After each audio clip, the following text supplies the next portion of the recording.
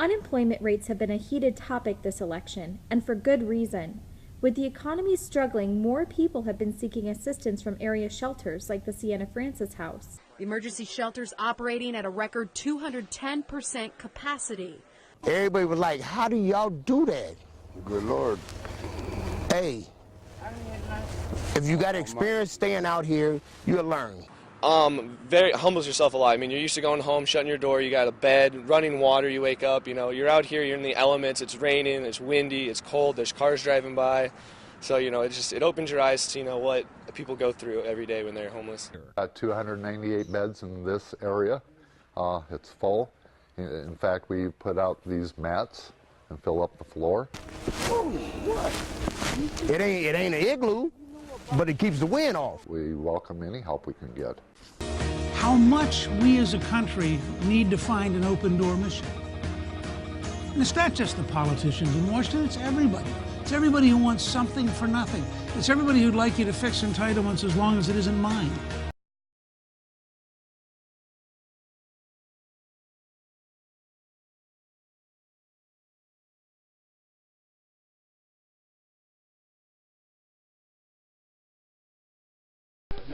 That's the epitome of looking out. Man, if I wasn't recording this, I wouldn't believe it. I seriously wouldn't. That's what we call teamwork. When I wanted to do this project, I really wanted everything to be done in some type of chronological order. I didn't want anything out of order, but unfortunately, every time I try to do one thing, another thing comes up, so I have to do it like this. Right now, it's April 2013. Been doing this project since August of 2012. Trying to get everything together, and as I stated in my other video, things aren't working out. It's just not going the way that I wanted it planned. A lot of things haven't been going the way it's been planned. The funny thing is, it's a positive. I've lost a lot of weight because of what's going on. I think it's a combination of finally moving around, not sitting on my butt, looking at my laptop all day. And then on top of that, stress. When I started trying to get myself back to where I used to, I actually only wanted to get back to about 230 pounds. All I did was just change my eating habits. So I had already had it in mind to go ahead and lose weight. But I didn't think I was going to lose this much weight. So I started like 2011, changed my eating habits, stopped eating certain foods. The weight just been falling off. And I really haven't been exercising. I don't run, I don't do anything like that. I just went from the heaviest I've been was in 2011 when I made up my mind to lose weight. I was 301 pounds. As of today, I am 201 pounds. Yeah, it's a drastic change. And I know you're looking at a picture like, yeah, you sure you ain't sick? You know, and I've been worried too, because I remember I was saying in a status update on Facebook, I said if I get to 200 pounds, because I was right at 210. I said if I get to 200, like before the end of this month, and I was saying this in like February, I said I'm going to get worried because I'm losing too much weight way too fast, like way too fast. What I'm happy is I'm actually maintaining it, because usually when I lose weight, like when I first got one with the girl that I'm with now, I was about 245 pounds when she met me. Before then, I was 275 pounds. So I did lose weight, and I was starting to lose weight. I bought a lot of clothes because I lost weight. And next thing I know, I couldn't wear them again 2 months later because I was with her and I did absolutely nothing other than search for another job. That was it. Other than my weight loss, I'll count my other blessings. This past March 22nd, there's something that happens annually. This is my very first time seeing or hearing about it. I think I've actually heard about it, but I didn't actually get a chance to take advantage. For today, some of the people you're about to see had not seen a doctor or a dentist in years. But now hundreds of homeless people are getting the medical attention they need. KETV News Watch 7's Christina Engdahl shows us how the community is helping them. When you're homeless, sometimes the simplest needs are the hardest to meet. People understand that this is the first step to getting out. Getting out of a shelter and into a home, a dream that for many starts right here with Project Homeless Connect. We could get them off the street in a week or two. And the lines of people you see here pack in with a promise of hope. It's a very good start, so no better place to start. Starting off with a full free medical exam, then moving on to any number of organizations, all working to find permanent homes for people like Gregory Moore. Saved me from doing a lot of things out by myself. Come as a group is a lot easier. He's walking out with a clean bill of health today, thanks to an army of about 1,000 volunteers. It is definitely difficult because there's only so much we can do for them. Like nursing student Sarah Markham, making sure just because her patients are homeless, they're not ignored. We can help them for, what they're here for, but we can't really help them with their chronic issues because we don't know when the next time we'll see them is. When it's all said and done, around 600 people will have come through here today, some leaving with a renewed sense of hope.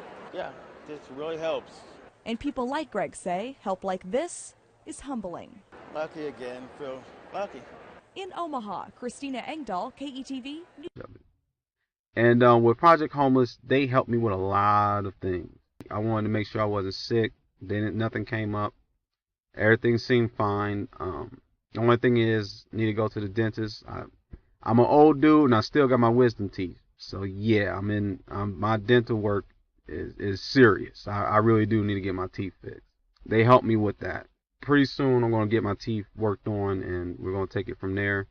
I got a voucher to get new glasses at Lens Crafters. I'm going to do that pretty soon. I can get to what the fucked up part that happened this past Sunday. I've been a serious victim of racism lately, and I won't really necessarily just call it racism. I feel this is more of a prejudice. Because the thing about Omaha, Nebraska is there's still Native Americans here. Most of them are mixed.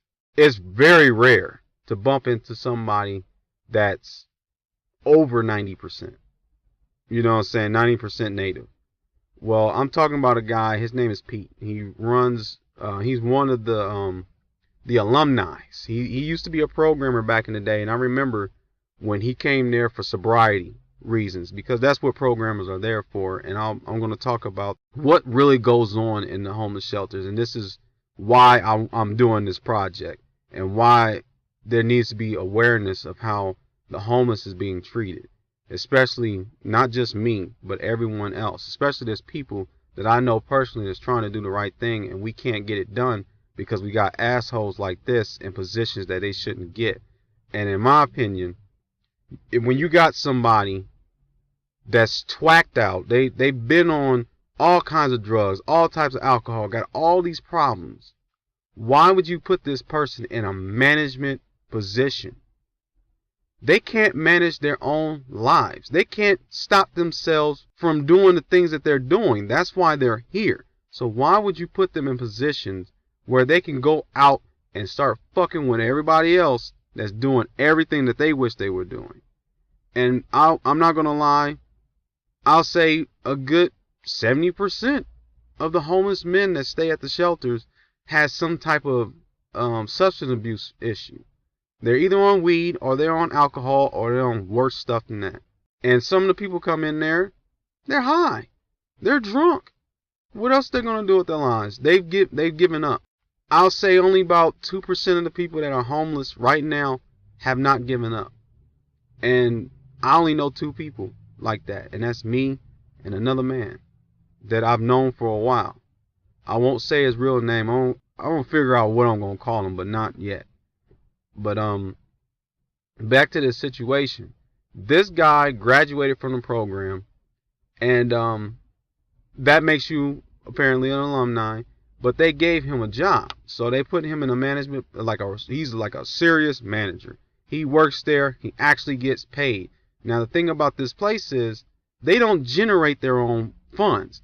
Everything they get their money from, they get it from donations and people like banks or something like that that want to invest into this place. They really severely depend on donations. This is granted through the state, but that's not where all the money's coming from. It's coming from literally some white guy or white gal, because 9 times out of 10, let's be real, they're giving up their money, and they're doing it for, you know, taxes or whatever they can get back. They're giving back to get back. You know, we already know the deal. So this guy's getting paid to pretty much fuck with people, and that's pretty much what he did. I was having a random conversation with somebody else, and one of the guys that I'm cool with, I was speaking about earlier, he, for some reason, he went into the office, asked this guy a question, and Pete just gave him a fucked up answer. And the thing about him is, you know, my friend, he says what's on his mind. So he was like, well, damn, man, I just came in here and asked you a general question, and you talking to me like I'm your son or something. I'm like, I'm a grown-ass man. I was like, he's like, man, do you just not like me, or you don't like black people? What's going on?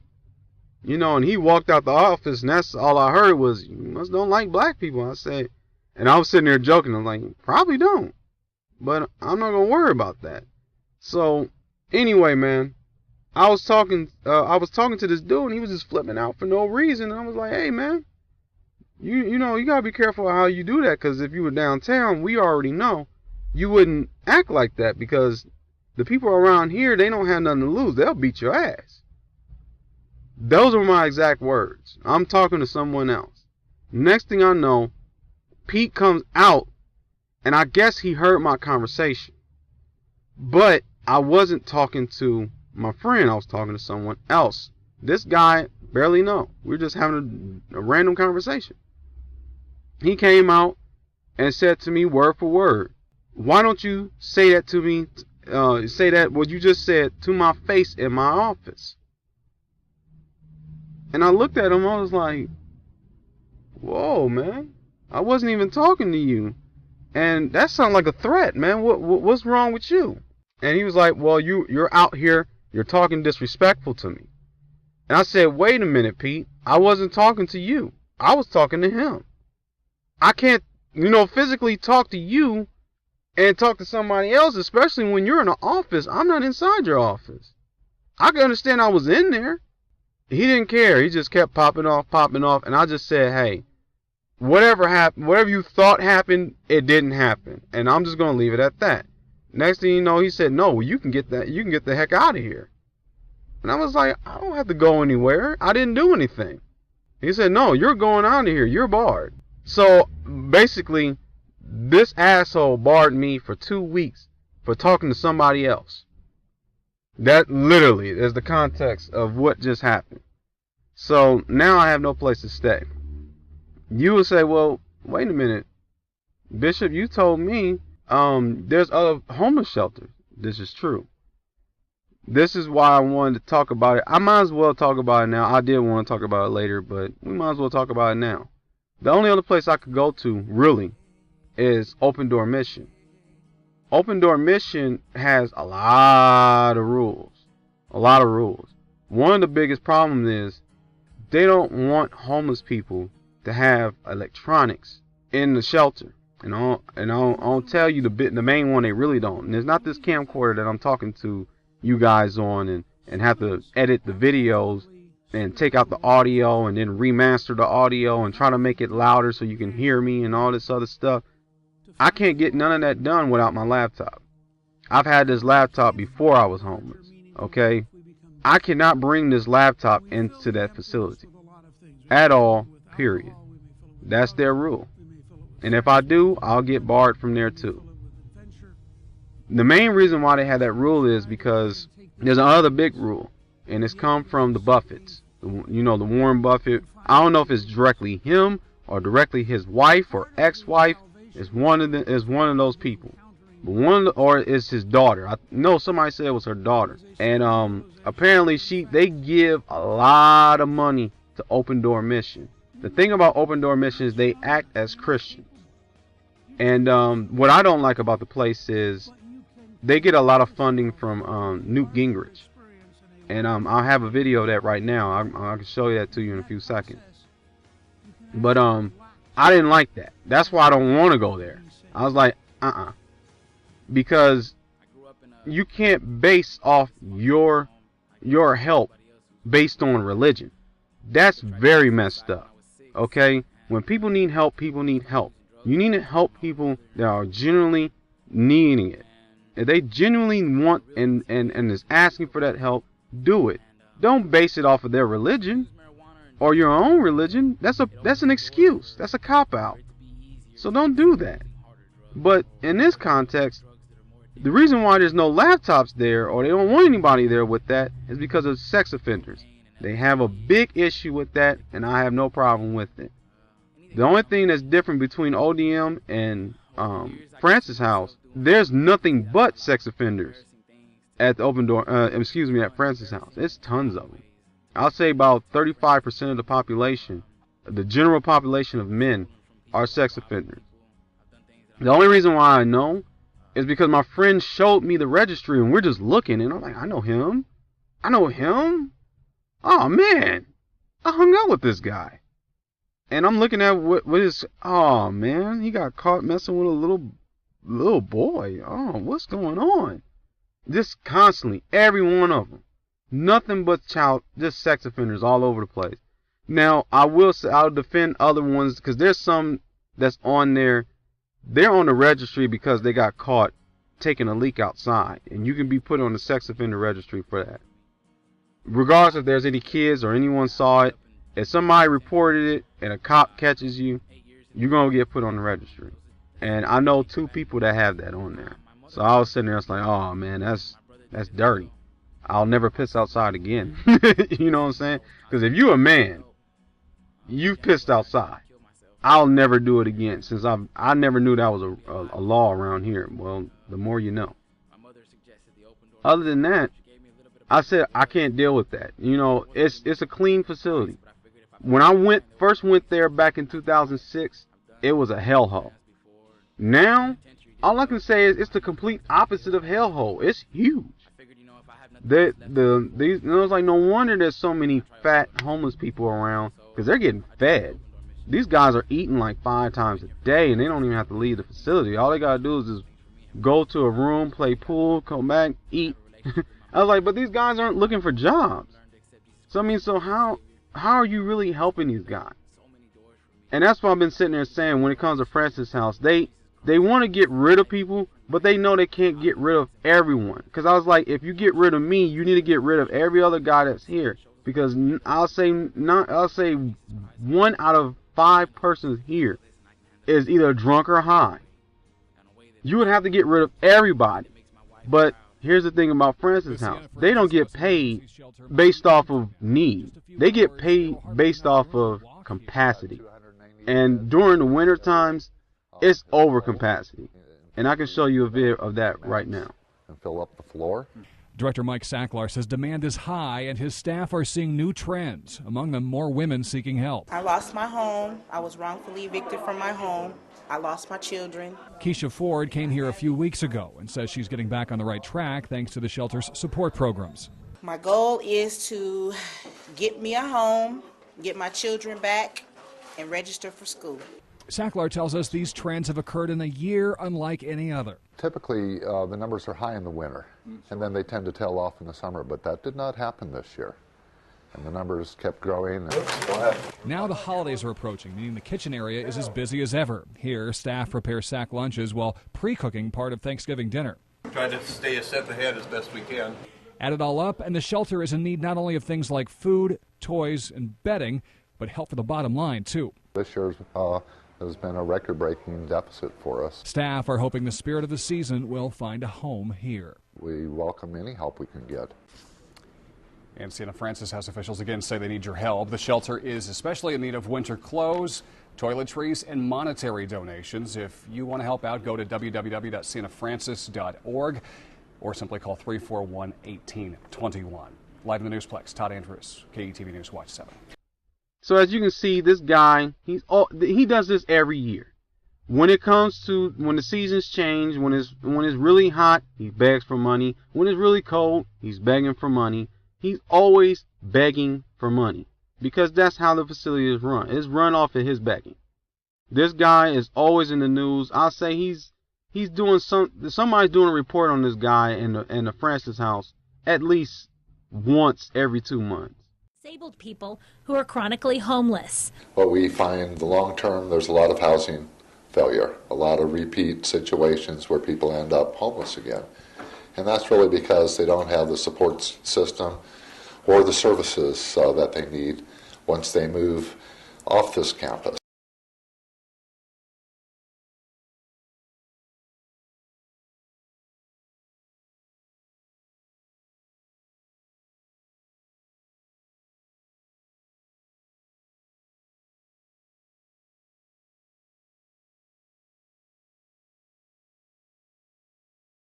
Executive Director Mike Sackler says the 3 buildings will contain 48 apartments, each with their own kitchen and bathroom for $250 a month. They're always down there. I have a personal picture that I saw from last summer. Ooh, yeah, you see that booty? Wow. Wow, I'm sorry. Ooh. I didn't know how blessed she was until I met her in person. I was like, damn. But she gotta do something about that hair. Anyway, she, you know what I'm saying? There's always news reporters down here, and I have other clips that came directly from them on, from YouTube. So it kills me when I see all of this stuff, and there's so many people with problems, and they're only keeping people like myself and the people that have no place to stay. They're keeping them there so they can keep getting money from there. And it's like, why would you, continuously have it set up like that when you could have easily, found out avenues to get these people help? I still think Project Homeless, that was great. But we don't need Project Homeless one day, once a year. This is something that needs to happen every month. Somebody needs to be out here giving homeless people the right type of help, finding out why they don't have a job. Like myself, I'm having real difficulties finding a job. I'm getting tired of 1 year. It's been 8 months since I've been looking for a job, and then I only work for 4 months. That's an entire year. So the entire year you only have one job and you only work 4 months? Get out of here. And that's pretty much how people see when they look at my resume. They look at my work history. That's all I hear around here. And that's why I've been having arguments with my girl, because she's like, well, it's saying like you never can get a job. I said, it's not that I can't. It's just that these people don't want to hire certain people once they lose a job. And the stupid thing is, I was applying for these jobs that I'm still currently getting turned down for when I had a job. So it's like, it doesn't fucking matter. These people want to hire who they want to hire. And one of the things that I've been finding out lately is, I know 2 guys who have felonies right now, and they have a job. What? I have no felonies. None. But I can't get a job? But this dude that just served 2 years for beating somebody's ass got a job? And everybody said, well, why don't you just get any kind of job? If that was so easy, man. If I didn't care about, the price of living, because nobody can sustain an apartment, a car, and themselves making $7.50 an hour, and your rent is $700. You gotta pay electric, gas, cable, internet, telephone, car note, all of those bills. To be able to sustain that type of lifestyle, you would have to work 90 hours a week just to be able to maintain your lifestyle, a normal lifestyle, everything that everybody else has. No one can physically do that. And that's what I say, we have a lot of unrealistic ideas coming from unrealistic people, and they just think that life is just so easy because life has been easy for them. I was like, I'm going to tell you something about me. My family has never been there for me since my mom passed away. I've been pretty much the black sheep of my family ever since my mom closed her eyes. There's only been 2 people in my family that had my back. That was my own birth mother and my own grandmother.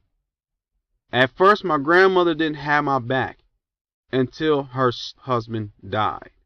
Then she finally started to see all the crap that I was trying to explain to her that I had been seeing about her husband. That wasn't my real grandfather. My real grandfather died when my mother was 14 years old.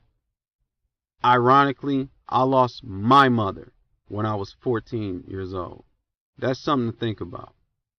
And I've been dealing with this all of my life. I haven't been having anyone to lean on. And then when I finally get somebody in my life to do that, guess what they do? They turn it back on me. And they're doing it to the person that doesn't have the drug problem, that doesn't have the alcoholism. My dad had that problem. But it seemed like nobody wanted to give up on him. And he was literally beating the shit out of every woman that he's ever either dated or married. My dad he's been married 3 times. And 2 of those women have the same first name. Marinate on that. So I've been dealing with other people's bullshit. Other people's issues. Now they become my issues. And I have never had a dad to be there. You know, I mean, I've always had a dad. I just never had a father. He wanted me to struggle like he did. Because ironically, my father had been homeless when he was 13 years old. He dropped out of high school. He never finished. He had been homeless for off and on for 15 years. Guess what? Your son has been homeless off and on for 8 years. And I'm like, so, like father, like son, that's how you wanted to do it? Any other father would have been like, no, I don't want you to go through what I went through. I want the best for you. Not my dad. He was like, no, I want you to go through everything I went through. I don't want to go through everything you went through. I shouldn't have to. I want to live my life, not yours. You know, my salvation is not based off of your salvation. You have to save yourself just like I got to save mine. That's what bothers me about, you know, everything. Now, it's 2013. I'm 31 years old. I'm 201 pounds. I can't get a job. And I'm sitting here debating, is it too late for an old dog like myself to get into the military and become a military dog? I think that's my only option now. So I'm just going to have to figure out what I'm going to have to do. Because my girl's not really helping me in the right way. She ain't never helped me in the right way. And that's what my next video is going to be about. Because it's 5 years has passed. We've broken up and gotten together more than anybody I can think of in the history of whatever. I broke up with this girl within the first week of dating her. And I've been breaking up and getting back together with her ever since. And it's been like that for 5 years. Nothing has changed. The only thing that's really changed is on my side is things are getting worse. And things on her side aren't getting better. She's not treating me like she wants me in her life. She treats me as if I'm just here. If she can get whatever she wants out of me, she's fine with that, but she still wants more. That's why I always came up with the idea that when it comes to certain women, what's the point of giving a woman the world when eventually she'll want the universe? She'll never be satisfied. She's going to continue to want more. And it's never realistic. It's constant want, never a need. I want. But they'll say, I need this. That's what they think. But really, that's not the case. Other than that, I'm going to stop it there. I hope things get better for you and myself. If you want to pray for me, please do so. If not, it's not your thing. Just say, hey, it'll get better. Because I'm going to say the same thing with you. So, other than that, peace out. Somebody coughing their ass off. Alright, today it is Saturday, May the 18th. I had to do an emergency report real quick based off of what just happened today. At least 3 individuals have come down here to the Francis house just to donate food to the homeless, and all the food has not been donated to the homeless at all. It's actually been taken inside and it's been put in storage, and no one has been receiving any type of food, morsel, crumb, doesn't matter. No one has received a crumb. And one of the situations I personally was involved with, a young lady who was working from Subway had called in, and I guess she had came down and let them know that she was going to drop off some food. And I actually didn't know what was going on at the time. So I had stopped her because after 7 o'clock, women aren't supposed to be allowed in, you know, in the men's shelter. So she was like, "Oh, well, actually, I'm here to drop some food off." And I was like, "Oh, okay. Did you need any help?" And she said, "Yes, because it's like this food is for you guys, so you can come here and get it." So we go to her car, and yeah, there was a few other people with me, and we go to the car, and basically the lady had 5 catered trays of Subway, and when she just gave us all this food, and we're just like, "Oh, well, crap." I said, "Oh man, well, let's hurry up and just go ahead and basically, you know, serve the food to everyone." As soon as this lady leaves, programmers run out the door and tell us that we're not allowed to have this food, which this lady stated in her word, "I came here to drop this food out for you guys, not the programmers, not any specific people other than the homeless." And unfortunately, it was not done that way. So all of that food was taken inside, and one of the programmers said, "Well, I'll ask Pete to see if we can still get some of the food to the homeless." He came back like 10 minutes later, and he said, "No, Pete said he's not doing that. You're not getting anything," and that's pretty much it. So basically, all these people that come down here and they're thinking that they're giving food to the homeless and that they're actually helping out the homeless people, they're not doing that. They're not doing that at all. Basically, they're taking advantage of these. Okay, somebody about to get their ass beat.